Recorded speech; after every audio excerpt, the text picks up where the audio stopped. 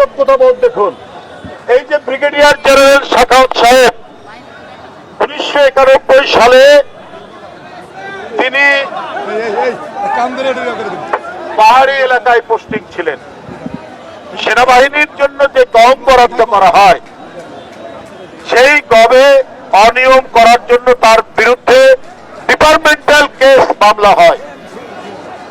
বন্ধুরা আমার, সেই সময় প্রধানমন্ত্রী দেশনেত্রী বেগম খালেদা জিয়া বিবেচনা করেছিলেন যে একজন সেনাবাহিনীর কর্মকর্তা, তাকে আমি অপমানিত হতে দেই না।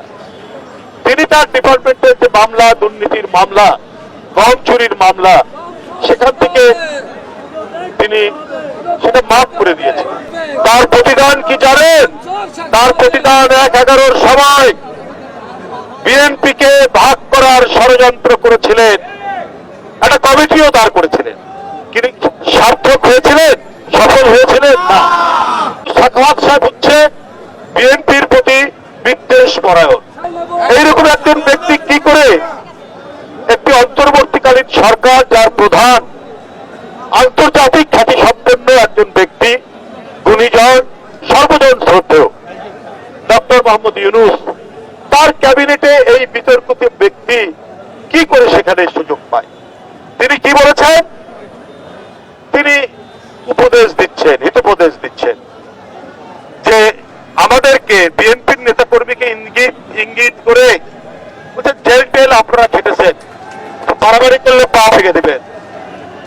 সাখাওয়াত সাহেব, আপনাকে বলে রাখি, শেখ হাসিনা তার শটগান, তার টিয়ার শেল, তার ভারী ভারী অস্ত্র দিয়ে 16 বছর পা ভেঙেছে, বিএনপিকে দুর্বল করতে পারেনি।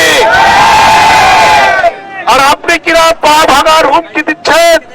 শটগানের গুলিতে অসংখ্য অন্ধ হয়ে গেছে, চোখ কানা হয়ে গেছে। এই আন্দোলনে আমরা যদি এক একটা আমাদের নেতা কর্মীর ছবি দেখাই, কারো বুক ভেদ করে গুলি গেছে, কারো ফুসফুসের পাশ দিয়ে গুলি গেছে, কারো হাতের পাশ দিয়ে গুলি গেছে, এর মধ্যে অনেকেই শহীদ হয়েছেন, অনেকেই আজকে বঙ্গুত্ব বরণ করছেন।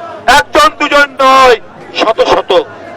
আপনি তো শীতাতাপ নিয়ন্ত্রিত কক্ষে হয়তো টেলিভিশনে দেখেছেন, কিন্তু কাছাকাছি পাশাপাশি এসে দেখেননি কি রক্তাক্ত যন্ত্রণা এই নেতা কর্মীরা আজকে তারা পোয়াচ্ছে, ভোগ করছে।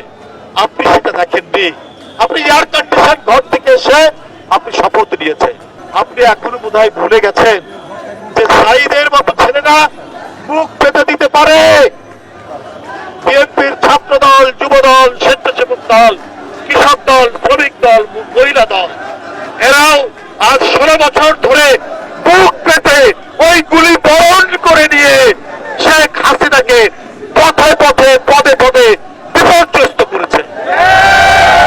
আর বিপর্যস্ত করেছে বলেই আমাদের এই আন্দোলনে গণতন্ত্র বিজয়ের প্রস্তুতির এক পর্যায়ে সাধারণ ছাত্রছাত্রীরা, এই নিষ্পাপ শিশু কিশোররা, তারা বিরোচিত ভূমিকায় অবতীর্ণ হয়ে বাংলার পতাকাকে নিজের বুকের মধ্যে নিয়ে তারা রাজপথে দাঁড়িয়ে রাজপথে তাদের উদ্বেল মিছিল ক্রমাগত ভাবে এগিয়ে গণভবনকে যখন ঘেরাও করছিল, তখন সেই ফ্যাসিস্টদের প্রধান প্রতিপক্ষ শেখ হাসিনা আপনার হেলিকপ্টার নিয়ে পালিয়ে গেল আগরতলা। আপনার তো মনে আছে, আমরা 16 বছর মাথা নত করিনি। আমরা 16 বছর পঙ্গু করা হয়েছে, গুম করা হয়েছে, হত্যা করা হয়েছে, বিচার বহির্ভূত হত্যা করা হয়েছে। জড়িদের লাশ আজও তাদের রক্ত শুকায়নি।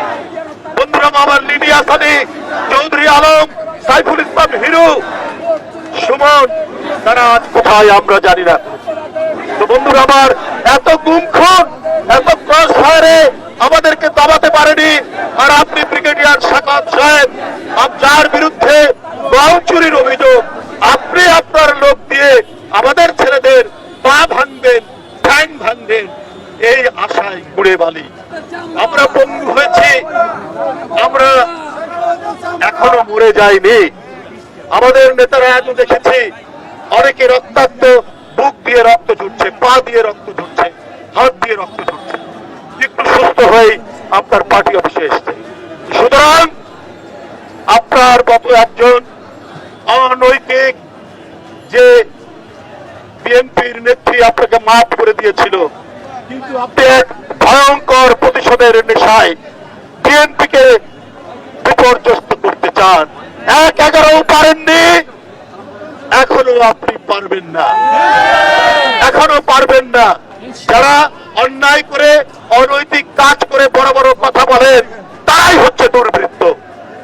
সাখাওয়াত হোসেন, আপনি একটা দুর্বৃত্তের ভূমিকায় অবতীর্ণ হয়েছেন। আমরা আশা করব সর্বজন শ্রদ্ধেয় অন্তর্বর্তীকালীন সরকারের প্রধান, তিনি জনগণের সেন্টিমেন্ট বুঝে তিনি অবিলম্বে এই ব্রিগেডিয়ার জেনারেল সাখাওয়াত হোসেনকে অন্তর্বর্তীকালীন যে উপদেষ্টা পরিষদ সেইখান থেকে